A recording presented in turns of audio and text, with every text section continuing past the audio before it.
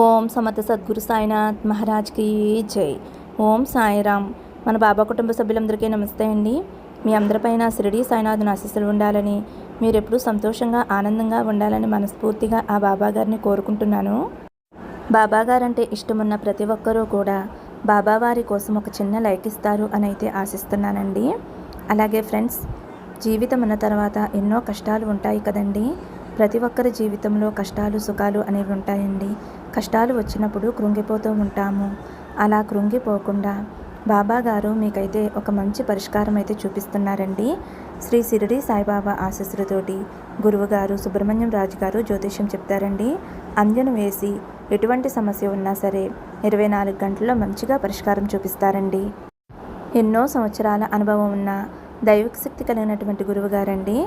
Phone number వచ్చేసి 9908224144. మీ సమస్య ఏదైనా కావచ్చు. భార్యాభర్తల మధ్య సమస్యలు, ప్రేమ సమస్యలు, సంతాన సమస్యలు, విద్య, ఉద్యోగం, వ్యాపారం, స్త్రీ పురుష వశీకరణ 100% చేయబడును. ఒక్కసారి నమ్మకంతో గురువుగారిని కాంటాక్ట్ అవ్వండి ఫ్రెండ్స్. నేనైతే ఒక సమస్యతోటి చాలా ఇబ్బంది పడేదానండి. ఎన్ని పూజలు చేసినా సరే నాకు ఫలితం అయితే రాలేదు. అప్పుడు ఈ గురువుగారికి చూపించుకున్నాను ఫ్రెండ్స్. అతి కొద్ది రోజుల్లోనే ఆ సమస్యకు పరిష్కారం అనేది దొరికింది. నేను నమ్మాను కాబట్టి నమ్మకంతో మీకు ఈ గురువుగారి గురించి చెబుతున్నాను. ఏమాత్రం ఆలస్యం చేయకుండా వెంటనే గురువుగారిని కాంటాక్ట్ అవ్వండి. ఇంక వీడియోలోకి అయితే వెళ్ళిపోదామండి. మన బాబాగారి పాదాలకు నమస్కారం చేసుకుంటూ ఈరోజు మన బాబాగారి సందేశం ఏమిటో తెలుసుకుందామండి. మన బాబాగారు ఏమంటున్నారంటే, బిడ్డ, నీ కోరిక తీరలేదు అని కోపంగా ఉన్నావంట. ఈరోజు నీ కోసం తిరుమల శ్రీవారు 5 పెద్ద గుడ్ న్యూస్లు తీసుకువచ్చారంట. చుట్టూ ఎవరూ లేనప్పుడు మాత్రమే వినాలంట. అది కూడా నీ కంట పడిన వెంటనే వినాలంట. నీవు ఏమాత్రం నిర్లక్ష్యం చేసినా, తర్వాత పిలిచినా శ్రీవారు పలకరంట. జాగ్రత్తమ్మ, నిర్లక్ష్యం చెయ్యకు, అశ్రద్ధతో ఉండవద్దు తల్లి. ఎందుకంటే సాక్షాత్తు ఆ 7 కొండల స్వామి హనుమంతుని వాహనంపై నీకోసం తరలి వస్తున్నారమ్మా. నీ కోరిక తీరలేదు అని కోపంతోటి బాధతోటి ఉన్నావంట. అందుకే తల్లి, నీ కోసం 1 కాదు 2 కాదు 5 శుభవార్తలు తీసుకువచ్చి నీ దోసెట్లో పొయ్యబోతున్నారంట. అందుకే జాగ్రత్తగా వినమ్మా. శ్రీవారు ఏం చెబుతున్నారు అంటే, నీకోసం మంచి శుభవార్త అందివ్వబోతున్నారు అంటే ఖచ్చితంగా నువ్వు తెలుసుకుని తీరాలి తల్లి. సాక్షాత్తు ఆ తిరుమల వెంకటేశ్వర స్వామి నీ దగ్గరికి రావటం అంటే మాటలా తల్లి? నీవు ఎన్ని జన్మలు పుణ్యం చేసుకుంటే ఇంతటి అదృష్టం నీకు దక్కుతుంది. ఈ అవకాశాన్ని అస్సలు వదులుకోవద్దు అని మన బాబా గారు మరీ చెబుతున్నారు, హెచ్చరిస్తున్నారు. ఎందుకు బాబా గారు ఇలా చెబుతున్నారు? సాక్షాత్తు ఆ తిరుమల వెంకటేశ్వర స్వామి 5 గుడ్ న్యూస్లు ఎందుకు ఇవ్వబోతున్నారు? మనం ఎంత అదృష్టం చేసుకుంటే గనక ఇలాంటి శుభవార్త మన చెవిన పడుతుందండి. ఇంతమంది సాయి భక్తులు ఉండగా, ఇంతమంది వెంకటేశ్వర స్వామి భక్తులు ఉండగా కేవలం నీకంటే పడింది అంటే, నీ వరకు వచ్చింది అంటే, నీ కంటి దాకా చేరింది అంటే కేవలం నీ కోసం మాత్రమే తీసుకువచ్చిన సందేశం అని నీకు అనిపిస్తుంది కదమ్మా. ఇది ఎవరి కంటైతే పడుతుందో అది వారి కోసమే ఈ సందేశం అని అర్థం. మిగతా వారి కంట్లో పడలేదు. ఎందుకంటే ఇది వారి కోసం కాదు, కేవలం నీ కోసం మాత్రమే. ఎటువంటి ఆలస్యం చేయకుండా, నిర్లక్ష్యం చేయకుండా సాయిబాబా సందేశాన్ని, శ్రీవారి శుభవార్తల్ని అందుకున్నారు అంటే మీ జీవితాలు ఎంతో అద్భుతంగా ఉంటాయి. మరి మన సాయినాథుడు ఇచ్చిన సందేశాన్ని అందుకుని మనం నడుస్తూ ఉంటే, సాయినాథుడు గుడికి కిందకి మనం చేరుకున్నాము అంటే కష్టాలు కన్నీళ్లు అన్నీ కూడా అక్కడితో అంతమైపోతాయండి. సాయినాథుడు భక్తులైనా, శ్రీవారి భక్తులైనా ఎవరైనా సరే మన వీడియోని ఎక్కడా కూడా స్కిప్ చేయకుండా, మిస్ చేయకుండా చూస్తేనే ఆ శుభవార్త ఏమిటి అనేది మనకి తెలుస్తుంది. అలాగే మనం మార్చుకోవలసిన కొన్ని పొరపాట్లు కూడా ఉంటాయి, సరిదిద్దుకోవలసిన తప్పులు కూడా ఉంటాయి. మనకి తెలిసి తెలియక పొరపాట్లు తప్పులు చేస్తూ ఉంటాము. వాటిని కూడా సరిచేసుకోమని అయితే మన బాబా గారు ఈ వీడియోలో చెప్పబోతున్నారండి. ఫ్రెండ్స్, మరొక్కసారి అడుగుతున్నానండి, మన వీడియో చూస్తున్నారు కానీ ఒక చిన్న లైక్ ఇవ్వటం లేదండి. మీరు చిన్న లైక్ ఇవ్వటం వలన ఛానల్కి ఎంతో సపోర్ట్ చేసిన వారు అవుతారు. ఒకరికి సహాయం చేసిన వారికి బాబా తప్పకుండా సహాయం చేస్తారండి. మీరు లైక్ ఇవ్వటం వలన మీకు ఎటువంటి ఖర్చు కూడా ఉండదు ఫ్రెండ్స్. మీకు నెట్ అయ్యే ఇది కూడా ఉండదు. కాబట్టి అర్థం చేసుకుని ఒక చిన్న లైక్ ఇవ్వండి. ఇంకా మన బాబాగారి సందేశం ఏమిటో తెలుసుకుందాము. మన బాబాగారు ఏమంటున్నారంటే, బిడ్డ, నీ కోరిక తీరలేదు అని కోపంగా ఉన్నావంట. కన్నీళ్లు కూడా పెట్టుకున్నావంట. చాలా బాధపడుతున్నావంట. భగవంతుడు కూడా నా చేయి వదిలేశాడు, నన్ను పట్టించుకోవటం లేదు అని దైవాన్ని కూడా దూషిస్తున్నావంట. నీ కోరిక తీరలేదు అని ఎంతో బాధపడుతున్నావంట. నీ బాధ చూడలేక సాక్షాత్తు తిరుమల వెంకటేశ్వర స్వామి నీ కోసం 5 పెద్ద గుడ్ న్యూస్లు తీసుకువచ్చారమ్మా. నాతో ఆ వెంకటేశ్వర స్వామి నీ వద్దకు వచ్చారు అంటే, శుభవార్తలు అందివ్వబోతున్నారు అంటే నువ్వు ఎంతో అదృష్టవంతురాలివమ్మా. నువ్వు తెలుసుకోవలసిన విషయం ఏమిటి అంటే, నీ కోరిక ఎందుకు తీరటం లేదు అంటే, నువ్వు తెలిసి తెలియక చేసిన తప్పులు వాటిని సరిదిద్దుకోవాలి. నువ్వు మార్చుకోవలసిన లక్షణాలు, కొన్ని గుణాలు కూడా ఉన్నాయమ్మా. ముందుగా నీలో ఉన్న లోపాలేమిటో చెప్తాను. తర్వాత ఆ స్వామి వెంకటేశ్వర స్వామి అందివ్వబోతున్న గుడ్ న్యూస్ల గురించి చెబుతాను. జాగ్రత్తగా వినమ్మా. నీ చుట్టూ ఎవరూ లేనప్పుడు మాత్రమే, ఒంటరిగా మాత్రమే ఈ సందేశాన్ని వినాలి తల్లి. నీ సాయి తండ్రి నిన్ను ఎలా హెచ్చరిస్తున్నానో నీకు తర్వాత తెలుస్తుంది. వినమ్మా. రేపటి రోజున 5 పెద్ద శుభవార్తలు నీ చెవిన పడబోతున్నాయి. మాత్రం కూడా నిర్లక్ష్యం చేయవద్దు. జాగ్రత్తగా వాటిని అందుకో. నువ్వు తెలుసుకోవలసినవి తప్పులు ఏమిటో తెలుసా? సరిదిద్దుకోవలసిన పొరపాట్లు. తాను తల్లి, వాటిని సరిదిద్దుకున్నావు అంటే నీ జీవితం అద్భుతంగా ఉంటుందమ్మా. ఎలా ఉంటావు, నలుగురితో ఎలా ఉంటావు, నీ మనస్తత్వం ఎలా ఉంటుంది అని అనుకుంటే కనుక కొన్ని నీకు తెలియని విషయాలు ఉన్నాయమ్మా. అవన్నీ కూడా ఈరోజు నేను నీకు తెలియజేయబోతున్నాను. చేసిన పొరపాట్లు, తప్పులు ఎలా సరిదిద్దుకోవాలి, ఎక్కడ చేస్తున్నావు అనేది కూడా నీకు అంతా కూడా అర్థమవుతుంది.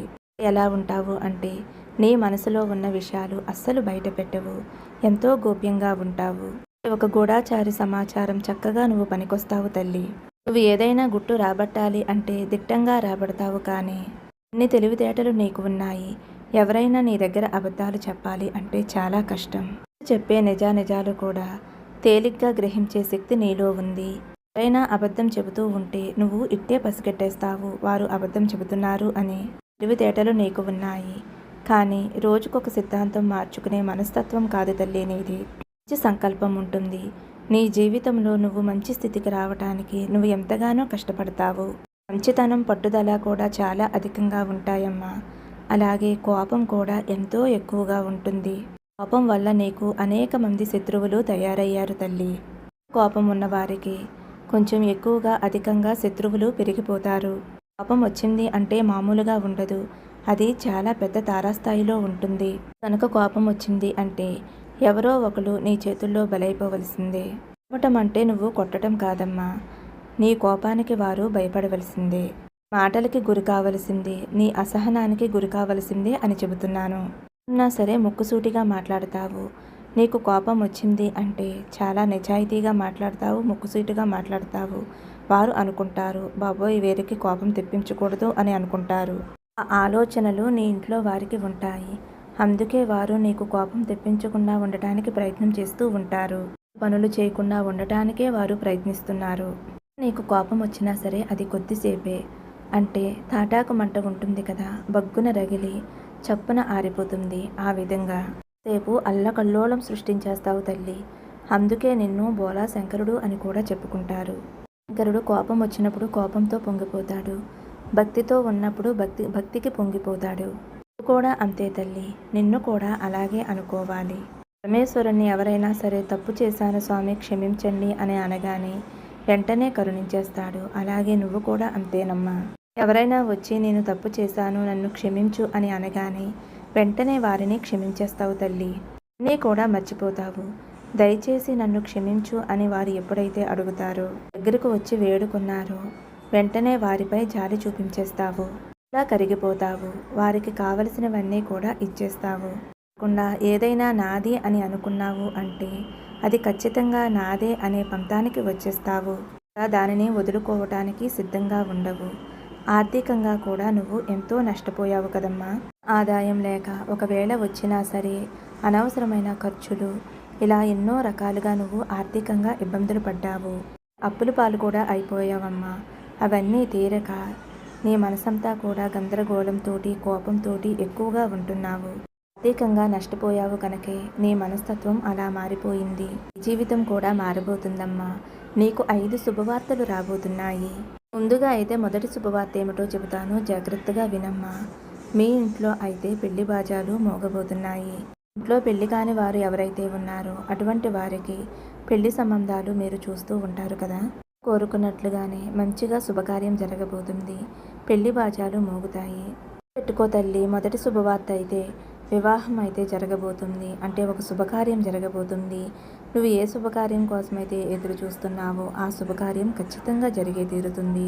కోసం ఈ 5 రోజుల్లో ఖచ్చితంగా మంచి ప్రణాళిక అనేది సిద్ధం చేసుకుంటావు. తెలుగు శుభవార్తలు ఏమిటో అవి కూడా తెలుసుకో అమ్మా. నువ్వైతే పరిహారాలు కూడా పాటించవలసి ఉంటుంది. పాటించే తీరాలమ్మా. అవేమిటో నీ సాయి తండ్రిని చెబుతాను. జాగ్రత్తగా వినుబిడ్డ. గురువారం రోజుకల్లా 5 పెద్ద శుభవార్తలు నీ ముంగిట్లో ఉంటాయి. నువ్వు ఏమాత్రమో కూడా జారి విడుచుకోవద్దు. అని ఒంటరిగా చూడమని ఎందుకు చెప్పానో తెలుసా తల్లి? నీకు మంచి శుభవార్తలు, మంచి గుడ్ న్యూస్లు రాబోతున్నాయి అని వారికైతే అర్థమైపోతుంది. చుట్టూ ఉన్నవారికి అర్థమైంది అంటే అవి ఏమీ కూడా జరగనివ్వకుండా చేసే ప్రయత్నం కూడా చేస్తారు వారు. వీరికి ఇంత మంచి శుభవార్తలా అని మనసులో కూడా ఈర్ష్య పెడతారు, దిష్టి పెడతారు. నరదృష్టి అనేది కూడా ఉంటుందమ్మా. వారి మనసులో ఈర్ష్య, అసూయ వస్తే ఆ ప్రభావం అనేది నీ మీద పడుతుంది. మళ్ళీ వచ్చే శుభవార్తలు కూడా వెనక్కి వెళ్ళిపోతాయి. కాబట్టి జాగ్రత్తగా విను. అందరూ మంచివారే అనుకుంటావమ్మా. నీ చుట్టూ మంచివారితో పాటు చెడ్డవారికి కూడా చోటిచ్చావు. వీలైనంత వరకు కూడా ఎవరూ లేనప్పుడు ఒంటరిగా నువ్వు గదిలో కూర్చుని మాత్రమే ఈ సందేశం విను తల్లి. కోపం ఏదైతే ఉందో దానిని చక్కగా తగ్గించుకునే ప్రయత్నం చెయ్యమ్మా. నీ కోపాన్ని తగ్గించుకుని నలుగురితో, మనుషులతో కలవటం మొదలు పెడితే గనక అండదండలు కూడా నీకు తోడు ఉంటాయి. నీకు సహాయం కూడా చేస్తారు తల్లి. కానీ నువ్వు ఎవరితోనూ కలవటానికి ఇష్టపడటం లేదు. ఒక్కదానివే ఉండటానికి ఇష్టపడుతున్నావు. తాలు లోపలే నువ్వే భరిస్తూ నువ్వే కుమిలిపోతూ ఉన్నావు కదా. అన్నిసార్లు మంచిది కాదమ్మా. ఒక్కొక్కసారి భరించలేని కష్టం వచ్చినప్పుడు నీ అయిన వాళ్ళకి, నీ మనసు దగ్గరగా ఉన్నవారికి చెప్పుకుంటూ ఉండాలి తల్లి. కుటుంబ సభ్యులతో పంచుకుంటేనే కదా మనసులో ఉన్న భారం కొంతన్నా తగ్గుతుంది. బాధ నుంచి, కష్టం నుంచి బయటపడటానికి ఏదైనా సరే ఒక మంచి మార్గం చెబుతారు కదా వాళ్ళు. నీ మంచి వారి కోసమే, నీ మేలు కోరే వారితో మాత్రమే మాట్లాడవలసి ఉంటుంది. ఏదైనా సహాయం ఉంటే తప్ప ఎదుటి వ్యక్తులతోటి మాట్లాడవు. అలా కాకుండా చక్కగా నువ్వు బయటకు వచ్చి జనాలతో కలిసిపో తల్లి. మనుషులతో తిరుగుతూ ఉండు. అందరితోనూ కలుపుగోరుతనంగా ఉండు. అందరితో మాట్లాడుతూ ఉండు. అందరితోనూ మసులుకోవటం నేర్చుకో. నీకు అంతా మంచి జరుగుతుంది. నీకు అప్పుడు చాలా మంచిగా అనిపిస్తుంది కూడా. ఖచ్చితంగా అందరితోనూ కలవటానికి ప్రయత్నం అయితే చెయ్యమ్మా. ఎప్పుడూ కూడా కుమిలిపోవద్దు. అలాగా అసలు ఒంటరిగా ఉండవద్దు. శ్రీవారు అందించే 2వ శుభవార్త ఏమిటో చెప్పనా తల్లి? నూతన గృహం నువ్వు కొనబోతున్నావు లేదా కట్టుకోబోతున్నావు. ఖచ్చితంగా జరుగుతుందమ్మా. ఎందుకంటే ఎన్నాళ్ళ నుంచో నువ్వు సొంతిల్లు కావాలి అని అడుగుతున్నావు.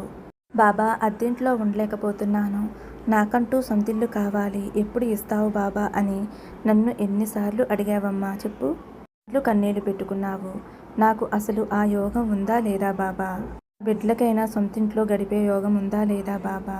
మాకంటూ ఒక సొంతిల్లువు తండ్రి అని ఎన్నోసార్లు అడిగావు కదమ్మా. ఏమైతే వచ్చేసిందమ్మా. నువ్వు సొంతిల్లు కట్టుకుంటావు లేదా కొనుక్కుంటావు. ఇక 3వ శుభవార్త ఏదైతే ఉందో, నువ్వు ఎప్పటి నుంచో అనారోగ్య సమస్యలతోటి చాలా బాధపడుతున్నావు కదమ్మా. ఆ అనారోగ్య సమస్యలు తొలగిపోవాలి అని ఎంతగానో నన్ను అడుగుతున్నావు. నీ ఆరోగ్యం బాగుంటుందమ్మా. నువ్వు ఏమాత్రం బాధపడవలసిన అవసరం లేదు. ఈ బాబా విభూది ధరిస్తూ ఉండు. ఇక 4వ శుభవార్త ఏమిటి అంటే, వ్యక్తిని ఎంతగానో ఇష్టపడుతున్నావు కదమ్మా.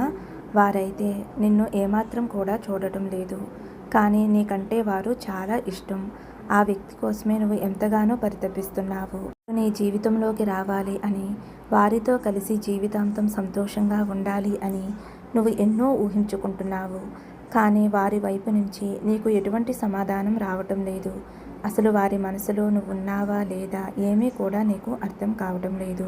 కానీ నువ్వు మాత్రం వారిపైన పంచి ప్రాణాలు పెట్టేసుకున్నావు. ఇక నీ జీవితం అంటూ ఉంటే వారితోనే ముడిపడాలి అని అయితే నువ్వు అనుకుంటున్నావమ్మా. చాలా బలంగా కోరుకుంటున్నావు. తప్పకుండా నీ కోరికైతే శ్రీవారు తీర్చబోతున్నారు తల్లి. ఎందుకంటే నీ కోరికలో న్యాయం ఉంది. ఒక వ్యక్తిని ఇష్టపడుతున్నావు, వారినే వివాహం చేసుకోవాలి అనుకుంటున్నావు కదమ్మా.